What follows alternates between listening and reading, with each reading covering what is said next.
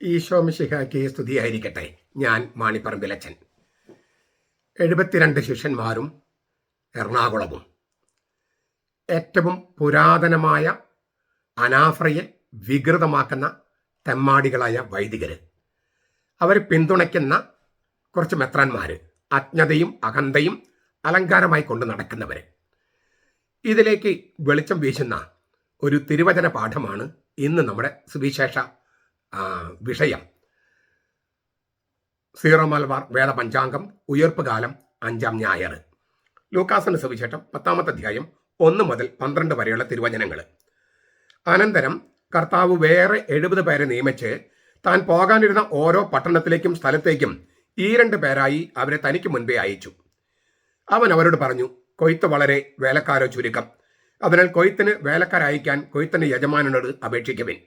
പോകുവിൻ, ഇതാ ചെന്നായ്ക്കളുടെ നടുവിലേക്ക് കുഞ്ഞാടുകൾ എന്ന പോലെ ഞാൻ നിങ്ങൾ അയക്കുന്നു. മടിശീലയോ സഞ്ചിയോ ചെരുപ്പോ നിങ്ങൾ എടുക്കരുത്. വഴിയിൽ വെച്ച് ആരെയും വന്ദനം ചെയ്യുകയുമരുത്. ഏത് വീട്ടിൽ ചെന്നാലും ഈ വീടിന് സമാധാനം എന്ന് ആദ്യമേ പറയുവിൻ. അവിടെ ഒരു സമാധാനപുത്രൻ ഉണ്ടെങ്കിൽ നിങ്ങൾ സമാധാനം അവനിൽ കുടികൊള്ളും. ഇല്ലെങ്കിലോ അത് നിങ്ങളിലേക്ക് തിരിച്ചു പോരും. അവർ തരുന്നത് തിന്നും കുടിച്ചും ആ വീട്ടിൽ തന്നെ പാർക്കുവിൻ. വേലക്കാരൻ തന്റെ കൂലിക്ക് അർഹനാണല്ലോ. വീട്ടിൽ നിന്ന് വീട്ടിലേക്ക് ചുറ്റി നടക്കരുത്. ഏതെങ്കിലും പട്ടണത്തിൽ ചെന്നാൽ അവർ നിങ്ങളെ കൈക്കൊള്ളുന്നുവെങ്കിൽ നിങ്ങളുടെ മുമ്പിൽ വിളമ്പുന്നത് ഭക്ഷിക്കുവിൻ. അതിലെ രോഗികളെ സുഖപ്പെടുത്തുവിൻ. ദൈവരാജ്യം നിങ്ങളെ സമീപിച്ചിരിക്കുന്നു എന്ന് അവരോട് പറയുവിൻ. നിങ്ങൾ ഏതെങ്കിലും നഗരത്തിൽ പ്രവേശിക്കുമ്പോൾ അവർ നിങ്ങളെ കൈക്കൊള്ളുന്നില്ലെങ്കിൽ അതിന്റെ തെരുവുകളിൽ പോയി ഇങ്ങനെ പറയണം, നിങ്ങളുടെ നഗരത്തിൽ നിന്ന് ഞങ്ങളുടെ കാലുകളിൽ പറ്റിയിട്ടുള്ള പൊടി പോലും നിങ്ങൾക്കെതിരെ കുടഞ്ഞേച്ചു പോകുന്നു. എന്നാൽ ദൈവരാജ്യം സമീപിച്ചിരിക്കുന്നു എന്ന് അറിഞ്ഞുകൊള്ളുവിൻ. ഞാൻ നിങ്ങളോട് പറയുന്നു, ആ ദിവസം സോദോമിന് ആ പട്ടണത്തേക്കാൾ സഹനീയമായിരിക്കും. കർത്താവ് മുമ്പ് 12 പേരെ അയച്ചിട്ടുണ്ട്. ലൂക്കാസിന്റെ സുവിശേഷം 9-ാമത്തെ അധ്യായം 1 മുതൽ 6 വരെ വാക്യങ്ങളിൽ അത് പറഞ്ഞിട്ടുണ്ട്. മത്തായിയുടെ സുവിശേഷം 10-ാമത്തെ അധ്യായം 5 മുതൽ 15 വരെ, മർക്കോസ് 6-ാമത്തെ അധ്യായം 6 മുതൽ 13 വരെ വാക്യങ്ങളിൽ പറഞ്ഞിട്ടുണ്ട്. ഇപ്പോൾ കർത്താവ് 70 പേരെ അയക്കുന്നു, അല്ലെങ്കിൽ 72 പേരെ. 2 തരത്തിലുള്ള മാനുസ്ക്രിപ്റ്റുകളുണ്ട്. തുല്യ പ്രാചീന പൗരാണികതയുള്ള മാനുസ്ക്രിപ്റ്റുകളിൽ കുറേ എണ്ണത്തിൽ 70 എന്നാണ്, കുറേ എണ്ണത്തിൽ 72 എന്നാണ്. ഇതിലേതാണ് കൂടുതൽ മൗലികമെന്ന് നിശ്ചയിക്കാൻ പറ്റാത്ത വിധം ഈ കയ്യെഴുത്ത് പ്രതികളുടെ എണ്ണവും പ്രാചീനതയും പൗരാണികതയും തുല്യമാണ്. അതുകൊണ്ട് 70 എന്നിട്ടിട്ട് ബ്രാക്കറ്റിൽ 2, 72 എന്നാണ് സാധാരണ വേദശാസ്ത്രികൾ എഴുതുക. ഈ 2 സംഖ്യകൾക്കും 12 ആണെങ്കിലും 70, 72 ആണെങ്കിലും പ്രതീകാത്മക മൂല്യമുണ്ട്. പഴയ ഇസ്രായേലിനെ പ്രതിനിധാനം ചെയ്യുന്ന സംഖ്യയാണ് 12. യാക്കോബിന്റെ 12 മക്കളിൽ നിന്ന് 12 ഗോത്രങ്ങൾ. ആ 12 ഗോത്രങ്ങളുടെ ഒരു സമുദായമായിരുന്നു ഇസ്രായേൽ രാജ്യം. അപ്പോൾ 12 എന്ന് പറയുന്നത് 12 ഗോത്രങ്ങളുടെ ഒരു ഫെഡറൽ സിസ്റ്റമാണ്. അപ്പോൾ 12 എന്ന് പറയുന്നതൊക്കെ ഇസ്രായേലിന്റെ സംഖ്യയാണ്. പുതിയ നിയമത്തിലെ 12 സ്ലീഹന്മാരെ കർത്താവ് തിരഞ്ഞെടുക്കുന്നത് ഇസ്രായേലിനെ പുനരുദ്ധരിക്കുകയാണ്, പുതിയ ഇസ്രായേലിനെ പുനരുദ്ധരിക്കുകയാണ്. മോശയുടെ ഇസ്രായേൽ അല്ല, മറിച്ച് പുതിയൊരു ഇസ്രായേൽ. ഇതുപോലെ ബൈബിളില് 12 ഇസ്രായേലിനെ പ്രതിനിധാനം ചെയ്യുന്നത് പോലെ 70 അല്ലെങ്കിൽ 72 വിജാതീയരെ സൂചിപ്പിക്കുന്ന സംഖ്യയാണ്. ഈജിപ്തിലേക്ക് യാക്കോബിനെ അനുഗമിച്ചത് 70 പേരാണ്. അവരെല്ലാം യാക്കോബിന്റെ സന്താനങ്ങളായിരുന്നുവെന്ന് പുറപ്പാട് 1:5 എഴുതിയിട്ടുണ്ട്. ആ തിരുവചനത്തോട് അത്യുന്നതൻ ജനതകൾക്ക് അവരുടെ പൈതൃകം വീതിച്ചു കൊടുത്തപ്പോൾ, മനുഷ്യ മക്കളെ അവൻ വേർതിരിച്ചപ്പോൾ ഇസ്രായേൽ മക്കളുടെ എണ്ണം അനുസരിച്ച് അവിടുന്ന് ജനതകൾക്ക് അതിർത്തി നിശ്ചയിച്ചു എന്ന തിരുവചനം കൂട്ടിച്ചേർക്കുക. നിയമാവർത്തനം 32:8. അത് രണ്ടും കൂടി സമന്വയിപ്പിച്ച് കഴിയുമ്പോൾ ലോകത്തെ രാജ്യങ്ങളുടെ സംഖ്യയായി 70 ചിത്രീകരിക്കും. അപ്പോൾ യാക്കോബിന്റെ മക്കൾ 70 പേര്, യാക്കോബിന്റെ 12 മക്കള്, പിന്നെ അനുഗമിച്ച 70 പേര്. അപ്പോൾ 12ന്റെ കൂടെ എപ്പോഴും 70 ഉണ്ട്. ഇസ്രായേലരുടെ കൂടെ വിജാതീയരുണ്ട്. അതാണ് അതിൻ്റെ ഒരു ബൈബിളിന്റെ ഒരു രീതിയാണ്, അവതരിപ്പിക്കുന്ന രീതിയാണ്. അപ്പോൾ ഈജിപ്തിലേക്ക് കുടിയേറി പാർത്ത സമയത്ത് യാക്കോബിന്റെ കുടുംബത്തിനുണ്ടായിരുന്ന 12 മക്കളെ കൂടാതെ, യാക്കോബിന്റെ 12 മക്കളെ കൂടാതെ 70 പേരുണ്ട്, 70 അംഗങ്ങൾ അല്ലെങ്കിൽ 72 അംഗങ്ങൾ. ഇസ്രായേലിന് മുഴുവൻ പ്രതിനിധാനം ചെയ്യുന്ന 12 മക്കളോടൊപ്പം ലോകത്തെ മുഴുവൻ പ്രതിനിധാനം ചെയ്യുന്ന 70 പേര് നിൽക്കുന്നു. ഇതാണ് അതിൻ്റെ ബൈബിൾ അങ്ങനത്തെ ഒരു ഭാഷയാണ് ഉപയോഗിക്കുക. അതിനാൽ ഈ 70 പേർക്കും യാക്കോബിന്റെ 12 മക്കളോടൊപ്പം, അതായത് ഇസ്രായേൽ ജനത്തോടൊപ്പം വിജാതീയർക്കും ഒരു ഈ ദൈവരാജ്യത്തിൽ ഒരു അവകാശമുണ്ട്, അല്ലെങ്കിൽ അവർ തമ്മിലൊരു ബന്ധമുണ്ട് എന്ന് ബൈബിൾ അവതരിപ്പിക്കുകയാണ്. മാത്രമല്ല ലോകത്ത് 70 വിജാതീയ രാജ്യങ്ങളുണ്ട് എന്നാണ് യഹൂദ വിശ്വാസം. അത് കണക്കിലെ ഗണിതശാസ്ത്രത്തിലെ 70 അല്ല, അതൊരു സംഖ്യയാണ്. ഉൽപ്പത്തി 10-ാമത്തെ അധ്യായത്തിൽ അങ്ങനെയാണ് കാണിച്ചിരിക്കുന്നത്. ലോകത്ത് 70 വിജാതീയ രാജ്യങ്ങളുണ്ട്. 12 ഇസ്രായേലി ഗോത്രങ്ങളാണ് ലോകത്തുള്ളത്, 70 രാജ്യങ്ങളാണ് എന്നൊരു സങ്കല്പം. ഇതെല്ലാം ഞാൻ പറഞ്ഞല്ലോ, കണക്കിൽ 70 ആണ്, കണക്കിൽ 12 ആണെന്നും കണക്കാക്കരുത്. ആ തരത്തിലല്ല ബൈബിളിന്റെ കണക്കല്ലല്ലോ ബൈബിൾ പഠിപ്പിക്കണേ. ഒരു സാംഘിക രൂപത്തിലൂടെ, പ്രതീകാത്മക മൂല്യത്തിലൂടെ ലോകത്തെ അവതരിപ്പിച്ചിരിക്കുകയാണ്. അതിനാൽ 12 എന്നത് ഇസ്രായേലിന്റെ സംഖ്യയാണെങ്കിൽ 70 അല്ലെങ്കിൽ 72 പുറജാതിക്കാരുടെ സംഖ്യയാണ്. 70 ശ്രേഷ്ഠന്മാരെയാണ് മോശ നിയമിച്ചത്. സംഖ്യയുടെ പുസ്തകം 11, 24, 25. മോശയും 70 ശ്രേഷ്ഠന്മാരും എന്നതിന്റെ മാതൃകയിൽ യെറൂസലമിലെ സാൻഗഡ്രിൻ സംഘത്തില് യഹൂദ മതത്തിന്റെ സുപ്രീം കോടതി, മതകോടതി 70+1, അതായത് മോശയും 70 ന്യായാധിപന്മാരും, അങ്ങനെ 71 പേരായിരുന്നു. 71 ന്യായാധിപന്മാരായിരുന്നു ഉണ്ടായിരുന്നത്. നിക്കദമസ് അതിലത്തെ ഒരു ന്യായാധിപനായിരുന്നു. ഗമാലിയേൽ ഒരു ന്യായാധിപനായിരുന്നു. കൂടാര തിരുനാൾ ദിവസം 70 കാളകളെയാണ് യഹൂദര് യെരൂസലേം ദേവാലയത്തിൽ ബലിയർപ്പിച്ചിരുന്നത്. ഈ കൂടാര തിരുനാളിന്റെ അന്ന് 70 കാളകൾ, ഒരു രാജ്യത്തിന്, ഒരു വിജാതീയ രാജ്യത്തിന് ഒരു കാള, അവരുടെ പാപങ്ങൾ മാറ്റാൻ വേണ്ടി. 70 പുറജാതി രാജ്യങ്ങളുടെ മാനസാന്തരത്തിന് വേണ്ടി 70 കാളകൾ, അതാണ് സങ്കല്പം. അരിസ്റ്റയാസിന്റെ ലേഖനത്തില് ഈ ഒരു ഐതിഹ്യം പറയുന്നുണ്ട്. അതായത് ഗ്രീക്ക് ഭാഷയിലേക്ക് ഹീബ്രു ബൈബിൾ തർജ്ജമ ചെയ്തത് 70 പേർ ചേർന്നാണ്. അതുകൊണ്ട് സെപ്തജിന്ത് എന്നാണ് അതിന്റെ പേര് തന്നെ. 70 പേരുടേതാണ്, 70 പേരുടേതെന്നാണ് അർത്ഥം. അത് 70 പേരും വെവ്വേറെ മുറികളിലിരുന്ന് തർജ്ജമ ചെയ്തുവെന്നും 70ഉം ഒരേപോലെ ഇരുന്നുവെന്നൊക്കെ ഒരു പാരമ്പര്യമുണ്ട്. അത് അത്ര അങ്ങോട്ട് മുഴുവൻ ശരിയാകണമെന്നില്ല. ഏതായാലും ഈ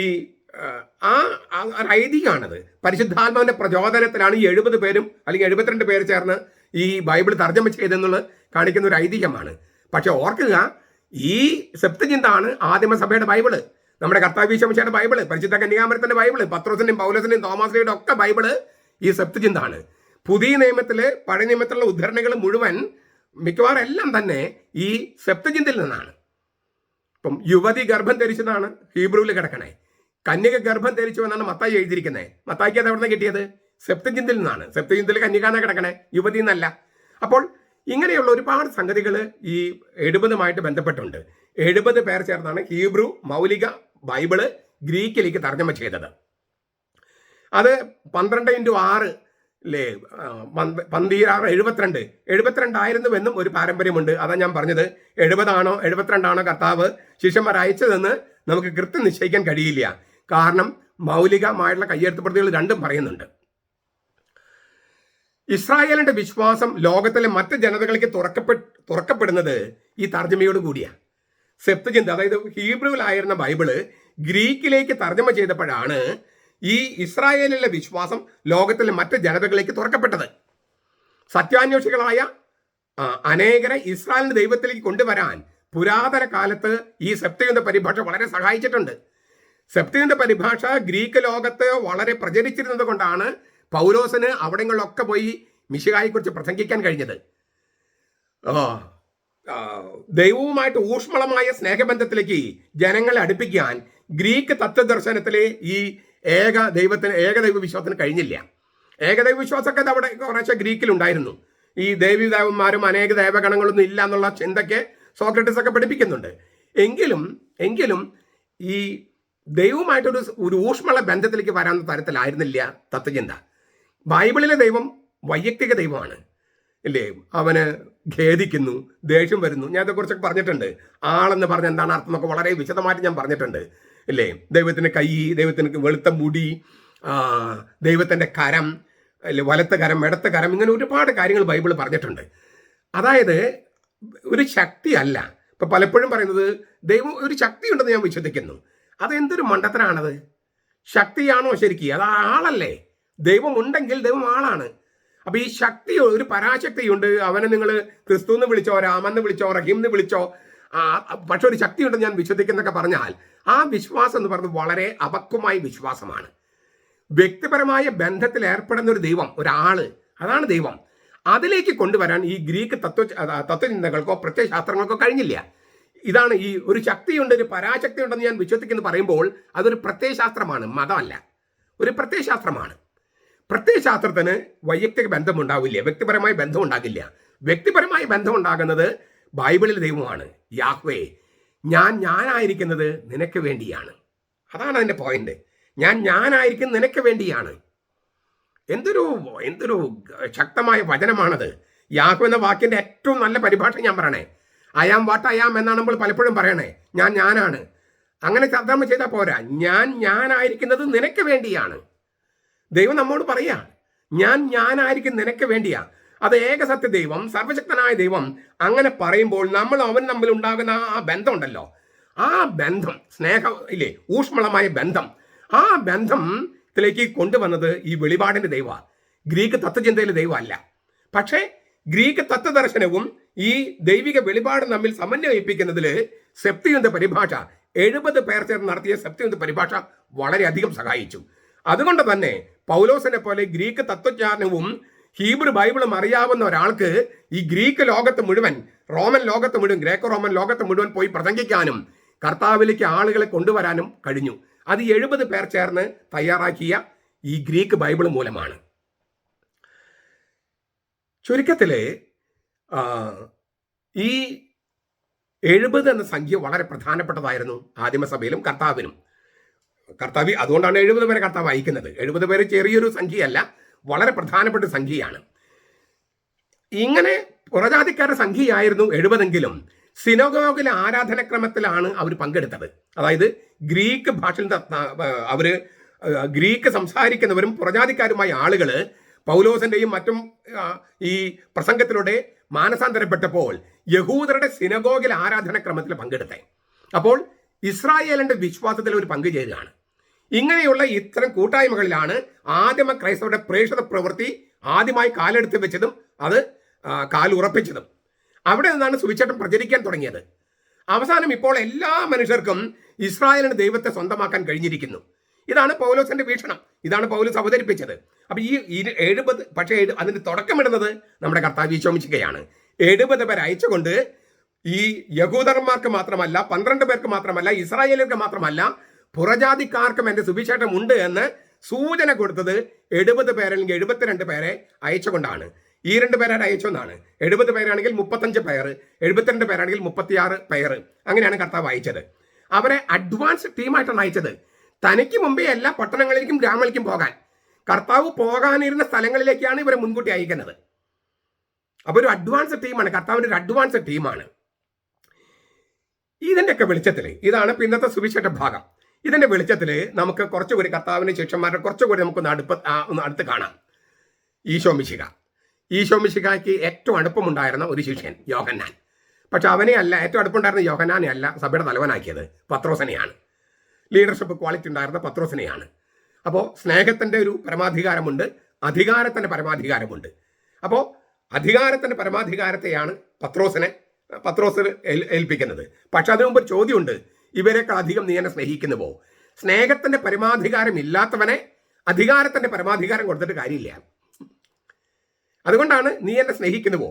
അങ്ങനെയുള്ള സ്നേഹത്തിന്റെ പരമാധികാരത്തിന്റെ ആളാണ് യോഹന്നാൻ.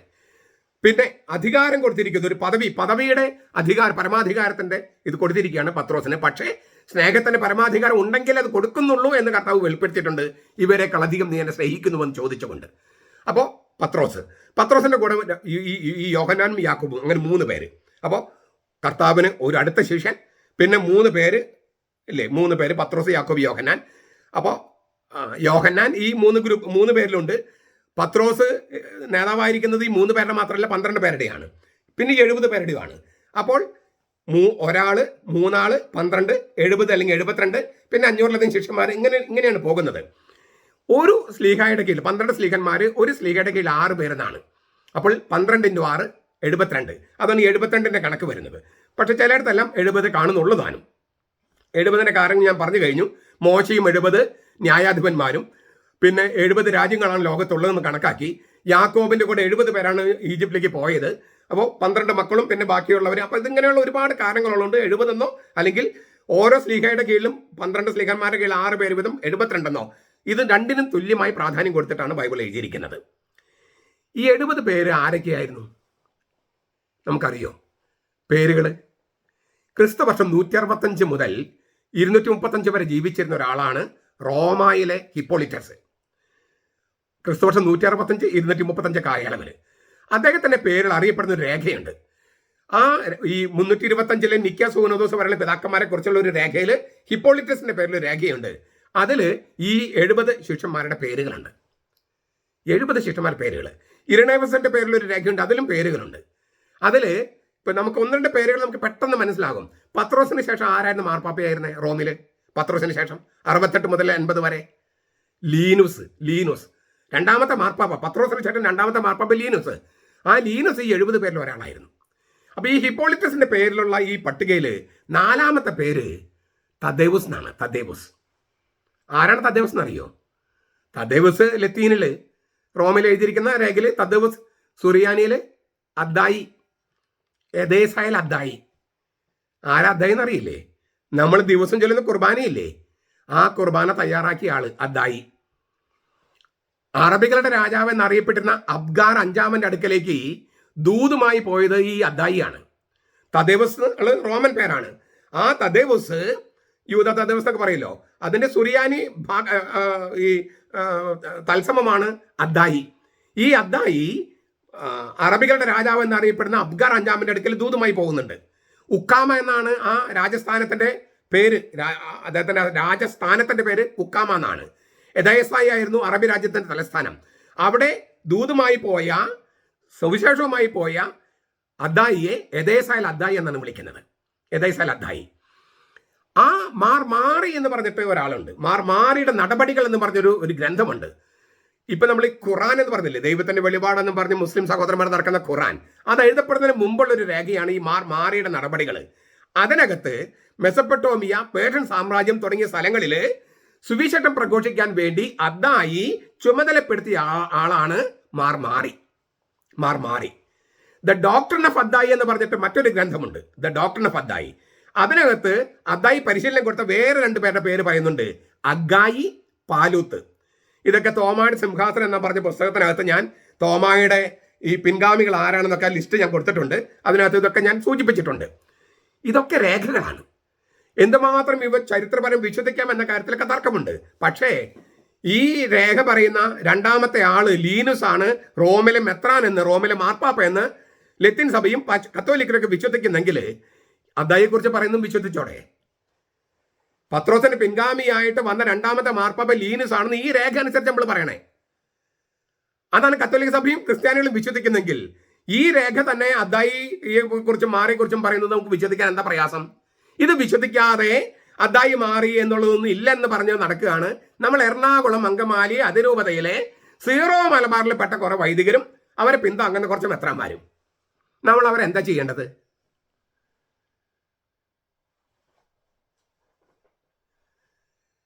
അദ്ദായിമാർ സ്ലീഹന്മാരുടെ പേരുള്ള അനാഫ്രയെക്കുറിച്ച് 2001 ജൂലൈ മാസം 20-ാം തീയതി വത്തിക്കാനിൽ നിന്ന് പുറപ്പെടുവിച്ച ഒരു പ്രഖ്യാപനമുണ്ട്. ഈ ഇറാഖിലെ അസീറിയൻ പൗരസ്ത്യ അസീറിയൻ സഭയും അത് കത്തോലിക്ക സഭയായിട്ട് മുഴുവൻ ഐക്യത്തിലല്ല എങ്കിലും ആ കത്തോലിക്ക സഭയും തമ്മിൽ നീണ്ട വർഷത്തെ ഡയലോഗുകളുടെ വെളിച്ചത്തിൽ തയ്യാറാക്കപ്പെട്ട ഒരു പ്രഖ്യാപനമാണ്, വത്തിക്കാൻ ഇറക്കിയ പ്രഖ്യാപനമാണ്. ആ ഡയലോഗിന്റെ തലവനായിരുന്നത്, ഇതിനൊക്കെ നേതൃത്വം കൊടുത്തിരുന്നത് ജോസഫ് റാറ്റ്സിംഗർ, പിന്നീട് ബെനഡിക്ട് 16-ാമൻ മാർപ്പാപ്പയായ ആളാണ്. ജോൺ പോൾ 2-ാമൻ മാർപ്പാപ്പയാണ് ഈ പ്രഖ്യാപനം നടത്തിയത്. ആ പ്രഖ്യാപനത്തിലെ ഒരു 2-3 വാക്കുകൾ ഞാനൊന്ന് വായിക്കുക. ഞാൻ ഇംഗ്ലീഷ് വായിച്ചിട്ട് അതിൻ്റെ മലയാളം പറയാം, അല്ലെങ്കിൽ മാണിപ്പറച്ച് ഉണ്ടാക്കി പറഞ്ഞതാണെന്നൊക്കെ ചിലപ്പോൾ വിചാരിക്കാൻ സാധ്യതയുണ്ടല്ലോ. നിങ്ങൾക്ക് വെറുതെ ഒന്ന് ടൈപ്പ് ചെയ്ത് നോക്കാം. 2001 ജൂലൈ 20 വാറ്റിക്കൻ ഡിക്ലറേഷൻ ഓൺ അദ്ദായി മാറി അനാഫറ എന്ന് കൊടുത്ത് നിങ്ങൾ ഗൂഗിളിൽ കൊടുത്താൽ ഈ ഞാൻ പറയുന്ന സംഗതികൾ അപ്പാടെ നിങ്ങൾക്ക് കിട്ടും. The anaphora of Addai and Mari is notable because from time immemorial it has been used without a recitation of the institution narrative. The anaphora of Addai and Mari is one of the most ancient anaphoras dating back to the time of the very early church. It was composed and used with the clear intention of celebrating the Eucharist in full continuity with the Last Supper and according to the intention of the Church. Its validity was never officially contested, neither in the Christian East nor in the Christian West. The words of the Eucharistic institution are indeed present in the anaphora of Addai and Mari, not in a coherent narrative way and ad litteram, but rather in a dispersed evangelical way that is integrated in successive prayers of thanksgiving, praise and intercession. അദ്ദായി മാറി അനാഫറ എടുത്ത് പറയത്തക്ക വിധം പ്രാമുഖ്യമുള്ളതാണ്. എന്തെന്നാൽ ഓർമ്മയിലെത്താത്തത്ര പുരാതന കാലം മുതലേ സ്ഥാപനവാക്യങ്ങൾ ഉരുവിടാതെയാണ് അത് സഭയിൽ ഉപയോഗിച്ചിരുന്നത്. തിരുസഭയിൽ ഏറ്റവും പുരാതനമായ അനാഫറകളിൽ ഒന്നാണ് അദ്ദായി മാറി സ്ലീഹന്മാരുടെ കൂദാശക്രമം. ആദിമസഭയുടെ കാലം മുതലേ നിലനിൽക്കുന്നതാണത്. അന്ത്യത്താഴ്ത്തന്റെ തുടർച്ചയിലും സഭയുടെ ഉദ്ദേശവും അനുസരിച്ചും വിശുദ്ധ കുർബാന അർപ്പിക്കാനുള്ള വ്യക്തമായ നിയോഗത്തോടെ രൂപം കൊടുക്കുകയും ഉപയോഗിക്കുകയും ചെയ്ത അനാഫറയാണത്. അതിന്റെ സാധുത ഒരു കാലത്തും ഔദ്യോഗികമായി ചോദ്യം ചെയ്യപ്പെട്ടിട്ടില്ല. പൗരസ്ത്യ ക്രിസ്ത്യാനികളോ പാശ്ചാത്യ ക്രിസ്ത്യാനികളോ അതിന്റെ വാലിഡിറ്റി ചോദ്യം ചെയ്തിട്ടില്ല. പിന്നെ ഏറ്റവും അവസാനം പറഞ്ഞ വാചകം, അതായത് ഇത് എൻ്റെ ശരീരം ആകുന്നു, ഇത് എൻ്റെ രക്തമാകുന്നു എന്നുള്ള വിവരണമായിട്ട് അങ്ങനെ കൊടുത്തിട്ടില്ലെങ്കിലും ഈ അനാഫറയിൽ മുഴുവൻ അവിടെ ഇവിടെയെല്ലാം പകർന്നു കിടക്കുകയാണ് ഈ സ്ഥാപനവാക്യങ്ങൾ എന്നാണ് ഇതിന്റെ അവസാനത്തെ ഭാഗം. ഞാൻ തർജ്ജമ ചെയ്തില്ല. തോമസ് ലീഹായുടെ പാരമ്പര്യം, വിശുദ്ധ പാരമ്പര്യം ഏറ്റവും നന്നായിട്ട് സൂക്ഷിക്കപ്പെട്ടിരിക്കുന്നത് യോഹന്നാന്റെ സുവിശേഷത്തിലാണ്. അതെന്തുകൊണ്ടാണെന്ന് തോമായുടെ സിംഹാസനം എന്ന പുസ്തകത്തിൽ ഞാൻ എഴുതിയിട്ടുണ്ട്. നിങ്ങളത് വായിക്കണമെന്ന് ഞാൻ വീണ്ടും വീണ്ടും അപേക്ഷിക്കും. ഞാൻ എഴുതിയത് കൊണ്ടല്ല, നിങ്ങളത് വായിച്ചാൽ മാർത്തോമാ നസ്രാണികൾ എല്ലാവരുടെ കയ്യിൽ ആ പുസ്തകം ഉണ്ടാകണം. അത്രയും ഞാൻ എഴുതിക്കൊണ്ട് പറയുകയല്ല, അത്രയും വിലപ്പെട്ടൊരു പുസ്തകമാണ്. തോമാസ് ലീഗയുടെ പാരമ്പര്യം എന്തുകൊണ്ട് യോഹന്നാന്റെ സുവിശേഷത്തിൽ മാത്രം കാണുന്നതിന് കൃത്യമായി തെളിവുകൾ സഹിതം ഞാൻ ഹാജരാക്കിയിട്ടുണ്ട്. ആ യോഹന്നാന്റെ സുവിശേഷത്തിൽ, അതായത് തോമാസ് ലീഗയുടെ വിശുദ്ധ പാരമ്പര്യം സൂക്ഷിക്കുന്ന യോഹന്നാന്റെ സുവിശേഷത്തിൽ സ്ഥാപനവാക്യങ്ങളുണ്ടോ? ഇല്ല. പക്ഷേ ഏറ്റവും കൂടുതൽ കുർബാനയെക്കുറിച്ച് പഠിപ്പിച്ചിരിക്കുന്നതും മറ്റ് കൂദാശകളെ കുറിച്ചും പഠിപ്പിച്ചിരിക്കുന്ന ആരാ? യോഹന്നാന്റെ സുവിശേഷം 6-ാമത്തെ അധ്യായം. യോഹന്നാന്റെ സുവിശേഷം 6-ാമത്തെ അധ്യായമാണ് ജീവന്റെ വചനം. ആദ്യ ഭാഗം വചന ശുശ്രൂഷയും 2-ാമത്തെ ഭാഗം അനാഫറയുമായിട്ട് കൊടുത്തിരിക്കുകയാണ്. യോഹന്നാന്റെ സുവിശേഷം 6-ാമത്തെ അധ്യായം. അതിന് സ്ഥാപനവാക്യങ്ങളില്ല. ഞാൻ സ്വർഗത്തിൽ നിന്ന് ഇറങ്ങിയ ജീവനുള്ള അപ്പമാകുന്നു, എൻ്റെ ശരീരം ഭക്ഷിക്കുക, എൻ്റെ രക്തം കുടിക്കുക. അതിങ്ങനെ പരന്നു കിടക്കാണ്. അതുപോലെയാണ് ഈ അദ്ദായി മാറി അനാഫറ. അദ്ദായി മാറി അനാഫറ അങ്ങനെയാണ്. അതിനകത്ത് സ്ഥാപനവാക്യങ്ങൾ ഇല്ല, ഉണ്ടായിരുന്നില്ല. ഇപ്പുണ്ട്, അത് പിന്നീട് ചേർത്തതാണ്. ഒറിജിനൽ കാര്യം ഞാൻ പറയണേ. 4-ാം നൂറ്റാണ്ട് മുതലുള്ള അനാഫറകളിലാണ് സ്ഥാപനവാക്യങ്ങളുള്ളൂ. അന്ത്യത്താഴത്തിന്റെ തുടർച്ചയിൽ അർപ്പിക്കപ്പെട്ട അന്നത്തെ കുർബാനകളിൽ ഒന്നും തന്നെ സ്ഥാപനവാക്യങ്ങൾ ഉണ്ടായിരുന്നില്ല. ഡിഡാഹെ എന്ന് പറയുന്ന AD 100 എഴുതപ്പെട്ടതാണ് ഡിഡാഹെ. അതിനകത്ത് സ്ഥാപനവാക്യങ്ങളില്ല, ലിറ്റർജി ഉണ്ട്. ഇപ്പോ ഇറാഖില് നമ്മുടെ ഇരിങ്ങാലക്കുട CMC സിസ്റ്റേഴ്സ്, കർമ്മലത്ത സിസ്റ്റേഴ്സ്, അവരുടെ മിഷൻ പ്രവർത്തനമുണ്ട് ഇറാഖില്. അവിടെയുള്ളൊരു അച്ഛൻ, 92 വയസ്സുള്ളൊരു അച്ഛനാണ്, അറബി ക്രിസ്ത്യാനി. അദ്ദേഹം കുർബാന അർപ്പിക്കുമ്പോൾ 92 വയസ്സാണ്, റിട്ടയർഡ് ചെയ്തിരിക്കുകയാണ്. അപ്പോൾ സിസ്റ്റേഴ്സിന്റെ ആ കോൺവെന്റിൽ കുർബാന അർപ്പിക്കുമ്പോൾ അദ്ദേഹം ഈ നമ്മൾ പറയുന്ന സ്ഥാപനവാക്യങ്ങളുണ്ടല്ലോ, അപ്പമെടുത്ത് സ്വർഗത്തിൽ കണ്ണുകൾ ഉയർത്തി വാഴ്ത്തി വിഭജിച്ച് അപ്പൊ തന്നെ അദ്ദേഹം വിഭജിക്കും. വിഭജിച്ച് പറയുമ്പോൾ അപ്പം വിഭജിക്കും. അപ്പോൾ ഈ സിസ്റ്റേഴ്സിന് ആദ്യം അത്ഭുതം ഇതെന്തെങ്ങനെയാണ്. അപ്പോൾ അവരെന്നോട് ചോദിച്ചപ്പോൾ ഞാൻ പറഞ്ഞു, പണ്ട് സ്ഥാപനവാക്യങ്ങൾ കൂദാശവാക്യങ്ങളായിട്ടല്ല കണക്കാക്കിയിരുന്നേ, ദിവ്യകാരണം സ്വീകരിക്കുന്ന തൊട്ട് മുമ്പാണ്. അപ്പോൾ ഇത് എൻ്റെ ശരീരം, ആ കണ്ണുകൾ ഉയർത്തി വാഴ്ത്തി വിഭജിച്ച് ദിവ്യകാരണത്തിന് കൊടുക്കാൻ വേണ്ടി വിഭജിക്കുകയാണ്. അപ്പൊ അച്ഛൻ ഇങ്ങനെ വിഭജിക്കുകയാണ്. 92 വയസ്സുള്ള അച്ഛനാണ്. ഈ കത്തോലിക്ക കൽദായ സഭയിൽപ്പെട്ട അച്ഛനാണ്. അച്ഛൻ വിഭജിച്ചെന്ന് പറയുമ്പോൾ വിഭജിക്കുകയാണ്. കാരണം പണ്ട് സ്ഥാപനവാക്യങ്ങൾ കൂദാശവാക്യങ്ങളായിട്ടല്ല കൊടുത്തിരുന്നേ. പഴയ ലിറ്റർജികളില് ദിവ്യകാരണ സ്വീകരണത്തിന് ഒരുക്കമായിട്ടുള്ള പ്രാർത്ഥനയായിട്ടാണ്. പിന്നീടാണ് അതിന് വലിയ പ്രാമുഖ്യം വരികയും അപ്പോഴാണ് കൂദാശയാകുന്ന സങ്കല്പം വരികയും. എന്നാൽ പൗരസ്ത്യ സങ്കല്പം അതല്ല. പൗരസ്ത്യ സങ്കല്പം അനുസരിച്ച് പരിശുദ്ധാത്മാവിന്റെ വരവാണ് കൂദാശയാക്കുന്നത്. ഒരു നിമിഷമല്ല, ഈ അനാഫറ മൊത്തത്തിലാണ്. അതുകൊണ്ട് ഒരു നിമിഷത്തിൽ സംഭവിക്കല്ല, ഏതൊരു നിമിഷമാണ് സംഭവിക്കുന്നത്. പക്ഷെ അത് എപ്പോഴാണെന്ന് നമുക്കറിയില്ല. അത് കർത്താവ് ചെയ്യുന്നതാണ്. ഈ വാക്കുകൾ ഉച്ചരിക്കുമ്പോഴാണോ, പരിശുദ്ധാത്മാവ് വരുമ്പോഴാണോ, ഏത് പാട്ട് പാടുമ്പോഴാണോ, അത് കർത്താവ് നിശ്ചയിക്കണേ. കർത്താവ് പറഞ്ഞത് കർത്താവിന്റെ ഓർമ്മയ്ക്കായി ഇത് ചെയ്യുക. കർത്താവിന്റെ രക്ഷാ രഹസ്യം, അതായത് പെസഹ രഹസ്യം, ക്രിസ്തു സംഭവം ഓർമ്മയ്ക്കായി ചെയ്യാനാണ് കർത്താവ് പറഞ്ഞത്, അല്ലാണ്ട് അന്ത്യത്തോളം ഓർക്കാനല്ല. അപ്പോൾ അത് നമ്മൾ ഓർക്കുമ്പോൾ അവന്റെ പരിശുദ്ധാത്മൻ അയക്കുമെന്നും അവന്റെ ശരീരമാക്കി മാറ്റുമെന്നും വാക്ക് തന്നിട്ടുണ്ട്. അതനുസരിച്ച് നമ്മൾ ചെയ്യുന്നു. എപ്പോഴാണ് അവൻ വന്ന് മാറ്റുന്നതെന്ന് അവനെ അറിയൂ, നമുക്ക് ആർക്കും അറിയില്ല. പരിശുദ്ധാത്മാവ് വരുമ്പോഴാണോ, ഈ സ്ഥാപനവാക്യങ്ങൾ പറയുമ്പോഴാണോ, മറ്റു പ്രാർത്ഥന ചൊല്ലുമ്പോഴാണോ? അത് കർത്താവ് നിശ്ചയിക്കണേ. നമ്മളോട് പറഞ്ഞിരിക്കുന്നത് ചെയ്യാനാണ്, ബാക്കി കാര്യങ്ങൾ അവൻ ചെയ്യും. നമ്മുടെ പ്രവൃത്തി അല്ലല്ലോ, അച്ഛൻ്റെ പ്രവൃത്തി അല്ലല്ലോ, ദൈവത്തിൻ്റെ പ്രവൃത്തിയാണ് കൂദാശ. ആ വാക്കിന് അർത്ഥമാണ് ദൈവത്തിൻ്റെ പ്രവൃത്തിയാണ്, ക്രിസ്തുവിൻ്റെ പ്രവൃത്തിയാണ്. അപ്പോൾ ഞാൻ പറഞ്ഞു വന്നത്, ഈ സ്ഥാപനവാക്യങ്ങൾ കൂദാശ വാക്യങ്ങളായിട്ടല്ല ഈ അച്ഛൻ കരുതുന്നത്, ദിവികാരണത്തിന് ഒരുക്കമായിട്ടുള്ള വാക്യങ്ങളായിട്ടാണ്. 92 വയസ്സുള്ള കൽദായ കത്തോലിക്ക സഭയിൽപ്പെട്ട ഒരു അച്ഛനാണ്. അപ്പൊ അദ്ദേഹം അപ്പം എടുത്ത് വാഴ്ത്തി വിഭജിച്ച് എന്ന് പറയുമ്പോൾ വിഭജിക്കുകയാണ്. കാരണം അദ്ദേഹത്തിന്റെ മനസ്സിൽ കിടക്കുന്നത് ഇത് ദിവികാരണത്തിന് ഒരുക്കമായിട്ടുള്ള പ്രാർത്ഥനയായിട്ടാണ്, കൂദാശ വചനമായിട്ടല്ല. കൂദാശയാക്കുന്നത് ഗൃഹാന്ത പ്രാർത്ഥനകളായിട്ടാണ് നമ്മൾ മനസ്സിലാക്കണേ. അതായത് ഗൃഹാന്ത പ്രാർത്ഥന, 4 ഗൃഹാന്ത പ്രാർത്ഥന ചേരുന്നതാണ്. അതിൻ്റെയൊന്നും നമുക്ക് പോകേണ്ട കാര്യമില്ല, വിശദമായിട്ട് നമ്മൾ പോകുന്നില്ല. ഞാൻ പറഞ്ഞു വന്നതിന് ചുരുക്കം ഇതാണ്. ഈ ഇങ്ങനെയുള്ള, അതായത് തോമാസ് ലീഹ 12 ശ്ലീഹന്മാർ, അവരുടെ കീഴിൽ 6 പേര് വീതം. അങ്ങനെ തോമാസ് ലീഹയുടെ കീഴിലുള്ള ഒരു, പത്രോസിന്റെ കീഴിലുണ്ടായിരുന്ന ആളാണ് ലീനുസ് എന്നതുപോലെ തോമാസിന്റെ കീഴിലുള്ള ആളാണ് അദ്ദായി. ആ അദ്ദായിയുടെ ശിഷ്യനാണ് അഗ്ഗായി, പിന്നെ മാറിയൊക്കെ. അവര് രൂപം കൊടുത്ത, അല്ലെങ്കിൽ അവരുടെ പേരിൽ രൂപം കൊടുക്കപ്പെട്ട 1-ാം നൂറ്റാണ്ടിൽ ഡിഡാഹയുടെ ഒപ്പം പാരമ്പര്യമുള്ള ആ അനാഫറ 2 സഭകൾ ചൊല്ലുന്നുള്ളൂ. ഇറാഖിലെ കൽദായ കത്തോലിക്ക സഭയും പിന്നെ സീറോ മലബാർ സഭയും. ഇത്രയും പൗരാണികതയുള്ള പ്രാചീനമായിട്ടുള്ള ഒരു അനാഫറ കത്തോലിക്ക സഭയിലില്ല. കത്തോലിക്ക സഭ തോമാസ് ലീഹയുടെ നേരിട്ടുള്ള ശിഷ്യൻ അദ്ദായി, അദ്ദേഹത്തിന്റെ ശിഷ്യൻ മാറി, അദ്ദേഹത്തിന്റെ ശിഷ്യൻ അഗ്ഗായി, പാലൂത്ത്, ഇവരിൽ നിന്ന് കിട്ടിയ അനാഫറയാണ് കേരളത്തിൽ സീറോ മലബാർ സഭ ഉപയോഗിക്കുന്നത്. പിന്നെ അസീറിയൻ സഭയും, ഞാൻ നേരത്തെ പറഞ്ഞല്ലോ, അസീറിയൻ സഭയും ഇറാഖിൽ തന്നെ പൗരസ്ത്യ അസീറിയൻ സഭ ഉപയോഗിക്കുന്നുണ്ട്.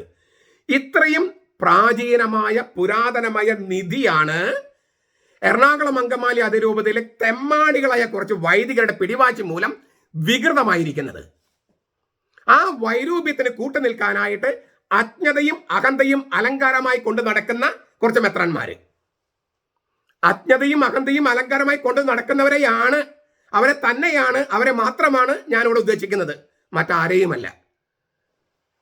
ഇത്രയും പ്രാചീനമായ പ്രധാനപ്പെട്ടതായ കത്തോലിക്ക സഭയിലെ ഏറ്റവും പ്രാചീനമായ അനാഫറ, അത് നമ്മൾ ഉപയോഗിക്കുന്ന അനാഫറ, സീറോ മലബാർ സഭയിൽ അത്രയും പ്രാചീനമായ അനാഫറയെ ഇതുപോലെ വികൃതമാക്കാനായിട്ട് നടക്കുന്ന തെമ്മാടികളായ വൈദ്യരെ നിയന്ത്രിക്കാൻ പറ്റാത്ത മെത്രാന്മാര് രാജിവെച്ച് പോകണം. ഈ സഭയോട് അല്പമെങ്കിലും സ്നേഹമുണ്ടെങ്കിൽ രാജിവെച്ച് പോകണം. അതാണ് ഇന്ന് ഈ 70 ശിഷ്യന്മാരുടെ കർത്താവ് അയക്കുന്ന സന്ദേശത്തിൽ സീറോ മലബാർ സഭയ്ക്ക് കർത്താവ് നൽകുന്ന, തിരുവചനത്തിൽ നൽകുന്ന സന്ദേശം. നമ്മുടെ കർത്താവ് ഈശോ മിശിഹായുടെ കൃപയും പിതാവായ ദൈവത്തിന്റെ സ്നേഹവും പരിശുദ്ധാത്മാവിന്റെ സഹവാസവും നാം എല്ലാവരോടും കൂടി ഉണ്ടായിരിക്കട്ടെ, ഇപ്പോഴും എപ്പോഴും എന്നേക്കും. ആമേൻ.